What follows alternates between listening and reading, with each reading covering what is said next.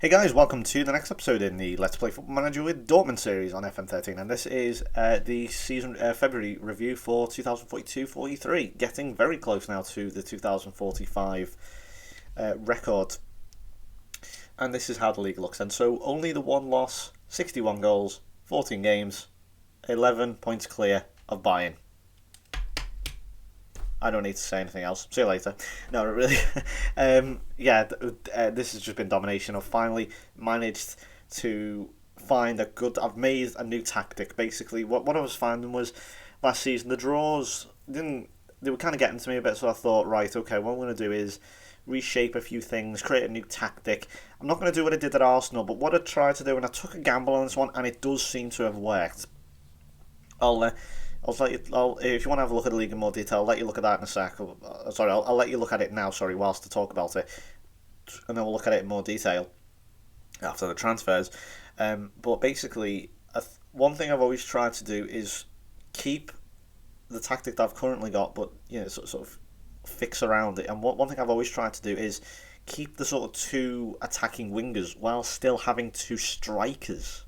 Now, I know you're thinking that's a bit overkill, but there was a lot of risk involved trying to do that. To obviously keep the two holding midfield players, and I've got two very, very good holding midfielders. And let me tell you now, Kaczynski revels in this role. He is unreal, absolutely unreal. He's voted player of the season last season. He's definitely going to. I can tell already he's going to get it, unless Horst Krumpen goes ballistic and gets like 50, 60, 70, 80 goals or something. He's already got it nailed down. I can tell you. He is reveling, and so is Dalglish as well. He's starting to come good, but. It's a very risky tactic though, because what happens is you have your two strikers and you have your two attacking wingers. That leaves a lot of space then down the wings, sort of for the left backs and for the left and right back to run into. So what I do then is I change them to wing backs, and it really does seem to work. And it was a risky move, but honestly I think it's worked. I've only conceded 14 goals so far, and I'm really happy with that. So. We'll show you the transfers first and show you some players who have come into it. Frank Schober has retired. Obviously, he was released before he actually retired, and for some reason, the game.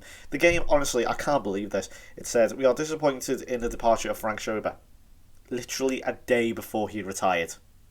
It's pathetic, utterly stupid, and. Roderick Pedroso, massive shame that he's gone to Schalke. I couldn't keep hold of him. He was being a little whiny bitch. Tried to give him first team football. Couldn't. He's not going to get in front of the fucking club captain, is he? So why does he moan about it? He wanted out. Sod him. Just sod him. Absolute dick. Sod the guy. And one player went out was Malazzi and Gemma, who... Well, I'll show you a game in a bit. There'll be a game, and you'll understand why he went in a minute. It was the last straw. He's not good enough. He's a shit player. I only signed him just so we could have a bit of backup, and the sort of right and left back. He's versatile, and I thought, see what I can do. But honestly, that was the last straw. Screw him. He's crap. I've brought bizarrely two goalkeepers. I didn't think I needed to change it. I brought in Pedro Lima, remember him, from Arsenal. Yeah, he's a goalkeeper now. He's a Portuguese goalkeeper. He looked a little better. Honestly, don't know why I brought him in. He was on free, I think he was in my list of scouted players, and my scout sort of said, here you go, would you like him? And I thought, he's free, why not? But this other goalkeeper is considerably better, Jeff Woolcock. Yes, £13.5 million from Chelsea. He's got 4-star potential. He's already at 3 stars, and he is the absolute replacement for Bastos. Bastos is now 34, I think. He's getting on a little 34, 35. He's getting on a little bit, but he is now. He's getting into the sort of the peak years now. He's got about maybe 2 or 3 seasons left, and once he goes, Woolcock will come in and just. That's it then. Straight transition. Very easy. And he's already played a fair few games, so he looks good. Very confident, very competent, very confident, and just generally looks like a good little signing. I think £13.5 million, a little bit expensive, yes, but considering how long he could potentially be the Borussia Dortmund goalkeeper, I'm very happy to spend that. So what we're going to do is show you the tactic now. So if you look at it, it's not too dissimilar, as I say, to the wing abuse tactic, as I called it, but it is basically 4-2-2-2. You got your 4, 2, 2, 2. I like to go in lines. I know a lot of people sort of do it in zones where they'll say 4, 2, 2, or whatever. Well, I've gone 4, 2, 2, 2. Follow it. I like to do it sort of in line. So, like, if I were to do that, I'd say, like, say if I did this, I'd go 4, 1, 1, 2, 2. But I didn't do that. I went with this. And if you looked at the old Arsenal tactic, what I tried was, I think I kind of messed it up really. I think I tried to play a sort of, what was the Arsenal tactic? Actually, I forgot. I think I've erased it from my memory because it sucks so bad. Basically, as you can see here, what I do is I have. If you want to download the tactic, I'll put a link in the description if I remember. If I don't, please remind me. I'm terrible at this since I like mass render and upload at the time. So obviously, I don't think to put things in the description. So if I don't, please remind me. It's not all that special, but I think it's more sort of the formation, which is the big deal, really. We've got the 4 defenders, 2 wing backs, as opposed to the full backs. They're on automatic. Then we have the 2 hold midfielders, DLP usually. Most of the time, it's a centre midfielder since Dalglish and Rocket both play in that, and Crapez as well play in there. But sometimes I do change it to a ball-winning midfielder if, for example, like Fuchs comes in, or Ferraris comes in, or someone like that, for example. And then we've got the attacking wingers. This was the key sort of area I wanted advanced wingers, as opposed to just the normal 4-4-2, because it is basically a 4-4-2 with just pushed up wingers. But what that allows then is a bit more freedom for the two wing backs to push up themselves. And obviously you've got the 2 strikers up front. And this is the problem I had. I didn't like having the 1 striker up front, but I still wanted the 2 advanced wingers. So if we look at more sort of the team here, I decided just to keep things at default because I tried messing around with it at Arsenal and I didn't like it. I didn't like I don't know. I just didn't like limiting it to one thing like tackling. I didn't say aggressive because if you do it too aggressive, then I'm scared.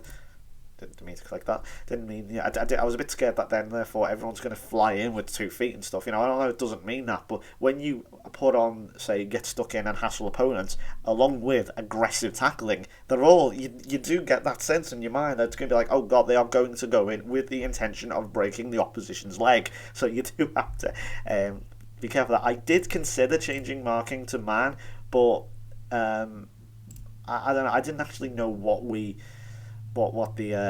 actually use. So I just again kept it at default. I've more sort of changed it. It's more player thing here. I sort of change it generally as the match goes on, but like for example, if I show the instructions, I've got everyone. I think with the exception of maybe 1 striker is long shots sometimes, and that 1 striker or that striker. Sorry, I think they're the wrong way around. That's usually Horst Krumpen, and that's usually either. Yeah, that's usually Krumpen, and that's McHugh usually. Or if it's Mateus, Billy Wilson. That's always Horst Krumpen. He always stays there. Or Krumpen comes in sometimes an IF, and there's the winger. Swap, for example. But, you get the idea. It's mostly in the plays. And what I do, for example, with Krumpen is... I think, well, he was originally... I actually pushed him up to sort of here. But I was finding he was getting himself into some really weird positions. Like... I remember someone tried to whip it across and he moved. I don't know if this... And as soon as I changed it, I've never seen it again. He moved so early. He basically ran into the net and he was like behind the keeper, and it was just sort of... You didn't even have to be paying attention to see that something was up. It was like, why the fuck is he over? Like so someone tried to cross the ball here. He swing it in. You think, okay, he's going to be here. No, he ran so early. He ended up like here. And it didn't look right at all, so I was like, okay, push it back. And ever since then, he's been fine. So I do occasionally have these 2 swap positions, but that's not very often. Most of the time, it's just done through these set pieces. Like I've got the set pieces set, penalties, captains, match plans. I don't mess around with usually. But as I say, it is mostly just the formation, and it is adapted on the fly. I in the middle of a game, I adapt it for certain teams. I don't have the same, like I'm not going to have the same tactics exactly for example, Hertha Berlin and then use the same ones when I'm playing Bayern, for example. Or I'm playing someone in the Champions League. You change it as the game goes on, and you change it as you see fit. And obviously it's FMC as well, so I am limited to certain things. So bear that in mind. And I know people say, oh, why are you on FMC? Look, I can't fucking change it now, okay? I can't change it now. I'm in 2043. I'm enjoying the save. I know I probably shouldn't have done, but at the time I started the save, I was in full-time work. First time in full-time work, and I really didn't know how to handle my sort of social and work life. So obviously I had to make a bit of a change, and obviously FMC fit that mold. And obviously, I'm now back to being unemployed again, and hopefully by the time this video goes out, I will be back employed again, as I do have an interview very soon. Anyway, I'm waffling. The training basically is I focus on teamwork and fitness mostly. I do occasionally if, for example, we concede like 2 or 3 goals on three goals from set piece in a game. I'll usually say defending a set piece, or if we get a bit battered or whatever, I'll say defend positions or whatever. Usually, honestly, I think defend positions most of the time. It's very hit and miss. Sometimes it can work really, really well. Other times it'll have no effect at all. So, I don't usually allow a rest. I usually do one or the other. It's very rare that I do this, but I tried it and it actually seems to work. So maybe I was wrong. But let's get into the fixture review. Now this, we lost again in the Super Cup. Again, I really didn't care at this point. Easily the worst defeat I've ever had on Football Manager. If you just want to go in status-wise. Oh boy. I lost 4-2 to Erfurt. They're from the 3rd division, mid-table, in the German Cup first round.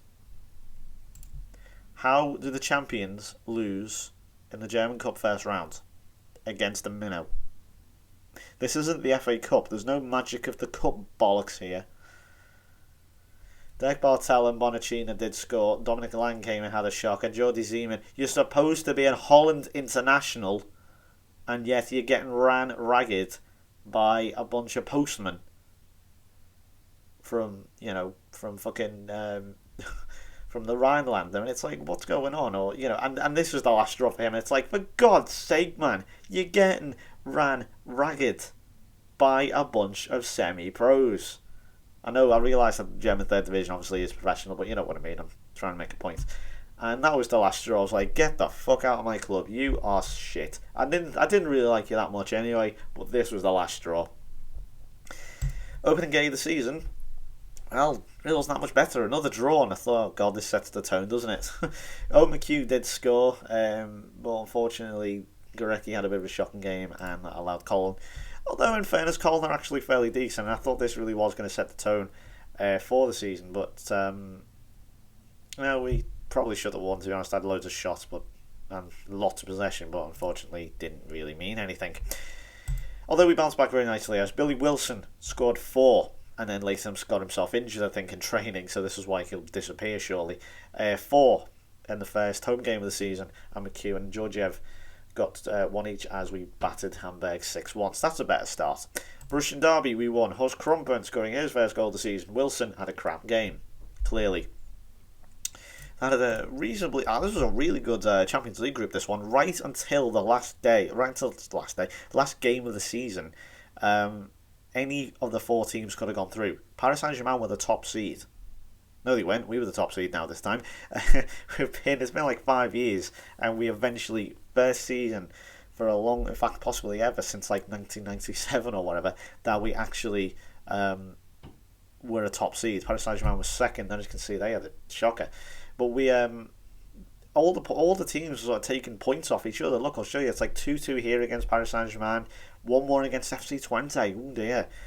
But we beat Zenit, and then they took points off PSG. There's a bar. McHugh, Gorecki and Krumpen. Bonacina scored against Twente. We beat Zenit again, 3-1. McHugh, Haidari and Krumpen.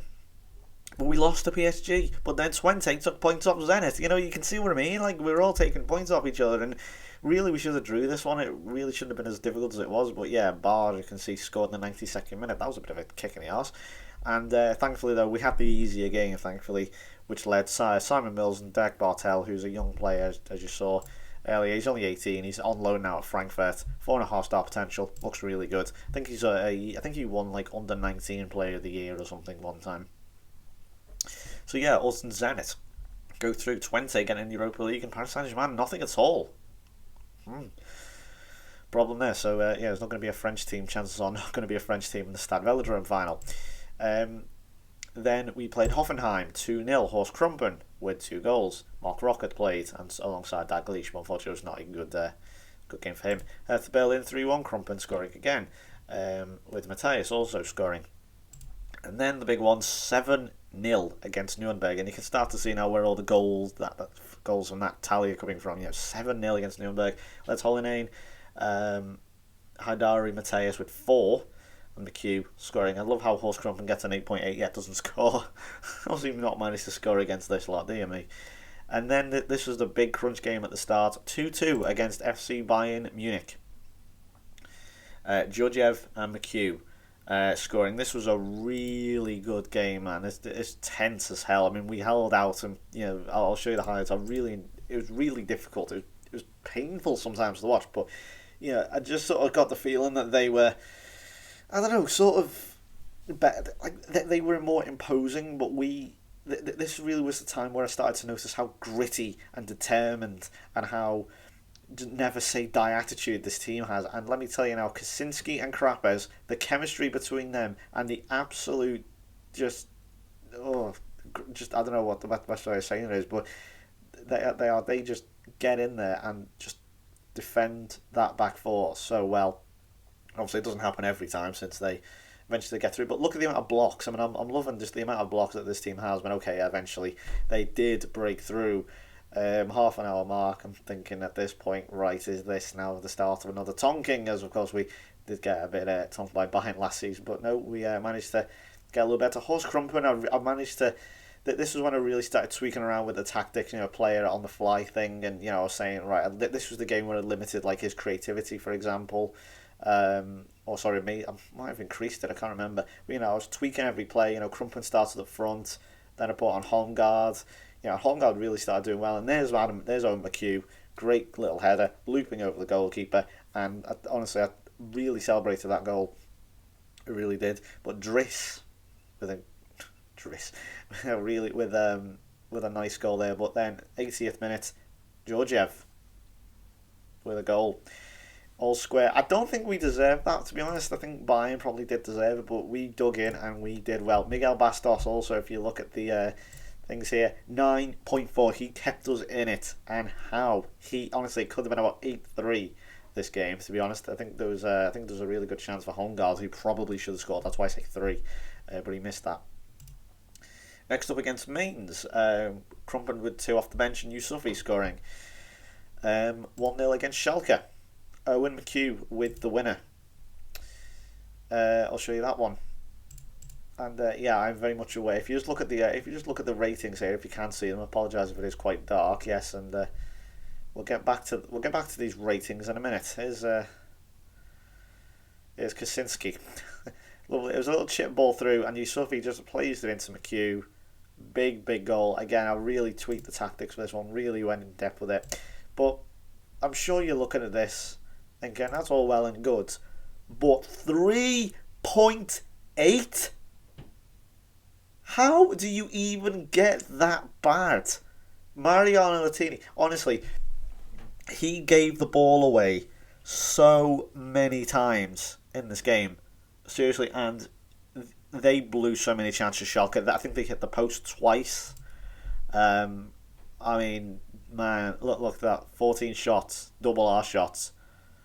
And actually, I didn't even notice him that bad, but I didn't think he was that bad. I thought you might get like a rating of like 5.8, 5.7, but 3.8, unbelievable.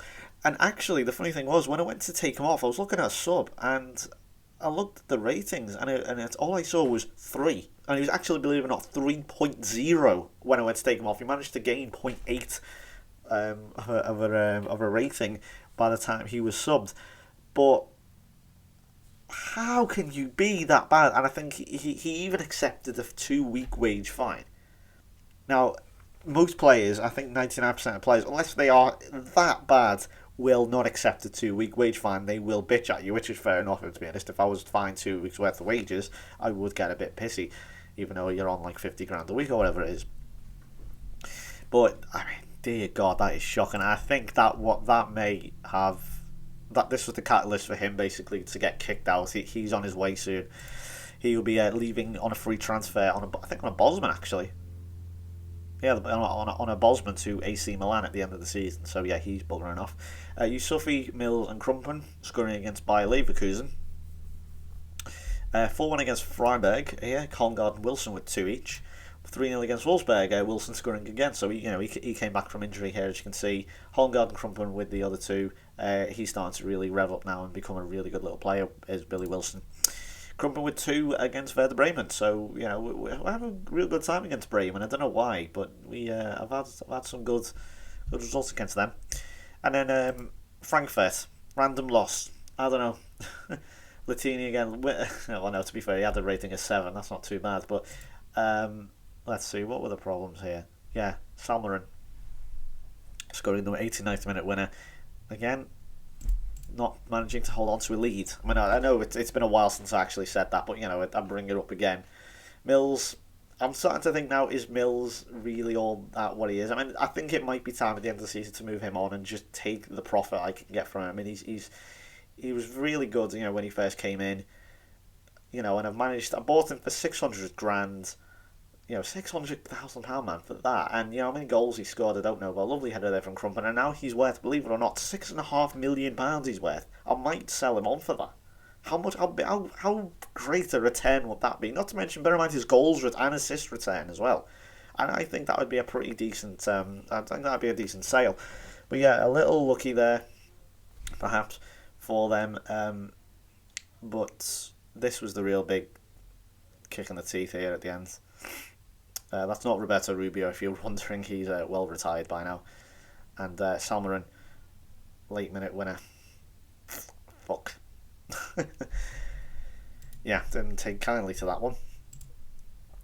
Where were we? Yeah, that was also followed by the PSG loss, which was a pain in the ass, and we nearly threw it away again here against 1860 Munich, but Zovko got 2. Bartel and Krumpen scored. If you look here, look at that, they pulled it back. We were 4-0. 4-0.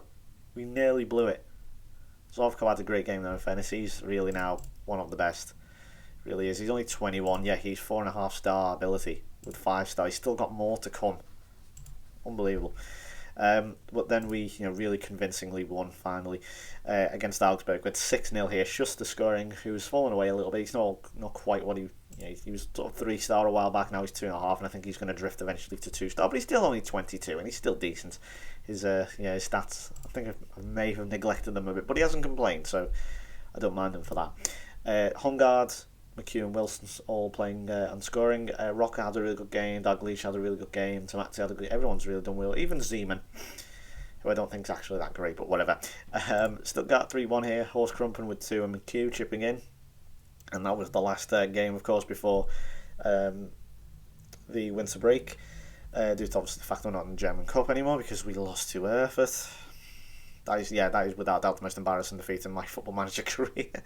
We then played 2 easy friendlies, one against Beer Shot. I like Beer Shot because they offer beer and shots. All the players get them, I don't know, whatever. Well, yeah, as you can see, we ran right there in Belgium. Oh, sorry, no, against the Belgians, I should say. It was at home. 2-0 against Kolmin in the restart with Haidari and Tamatsi scoring. 2-1 against Hamburg. Krapez scoring. Doesn't score too many Krapez again because him and Kaczynski are holding plays. Tamatsi had a bit of a shocker, but Krumpen gave us the victory in the end. Borussia Mönchengladbach 3-0. Dalglish scoring with Krumpen getting 2. 2-1 against Hoffenheim. Mateus and Wilson scoring. Mateus hasn't really scored too many this season, but he's getting there. And that was the last one, so I'll show you these goals whilst we're at it. That's for it. Good luck, as you can see.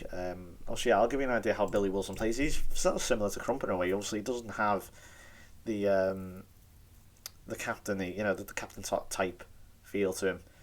That sort of inspirational leader type feel. But he's still a decent little poacher. He'll get you goals. And there's Jürgen Fuchs. I'll decide to call him Fuchs because I don't want to be naughty with his name now. That would be just straight up disrespectful. Yusufi's ball in, a nice header. A lot of looping headers I've noticed from our goals, and that's a nice 50th goal for Dortmund for Mateus, the Spaniard. I'm surprised he actually hasn't scored more goals, in fairness to him, but he is. 10 to 15 goal a season striker, which there's always room for them. They're useful. And a nice take there from Wilson. Good goal. So that is how the league currently looks then. So we are 11 points clear of Bayern and we are dominating. So hopefully it will be back-to-back leagues for Dortmund for the first time since Jurgen Klopp. I did say I want to be like him and I'm trying to replicate him. So yeah, looking like back-to-back league titles for Dortmund. I love how Schalke won in 2013 as well. Happened there. A bit far off that one, FM, dear me. Well, yeah, that's going to do it from me then. So, finally, no, it's not. Before we go, this is how the Premier League looks. Exeter City are now in the Premier League. I don't get it. Charlton are above Man City. Cardiff are fighting for the title, or were at one point. Arsenal, though, have got back up in there. Manchester United, though, are close behind, and so too are Liverpool. So, who again have another different manager. This time it's Chris Sheehan. Unbelievable.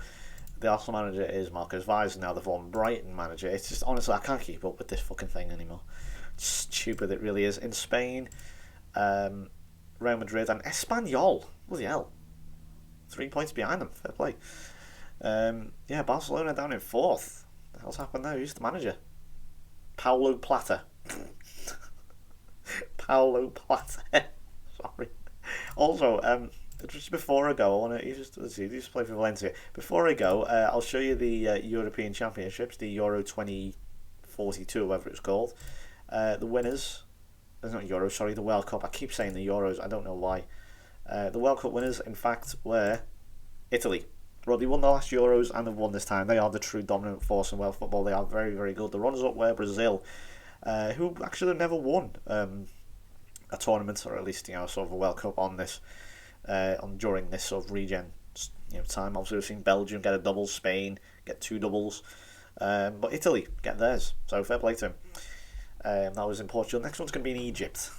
I can't see that one going well myself. But there's just the last thing I want to show you then before I go is a player, and I shit you not, Rashim Mustache. That is without doubt the greatest name I've ever seen, hands down, on Football Manager. Thanks for watching. See you next time. Bye bye.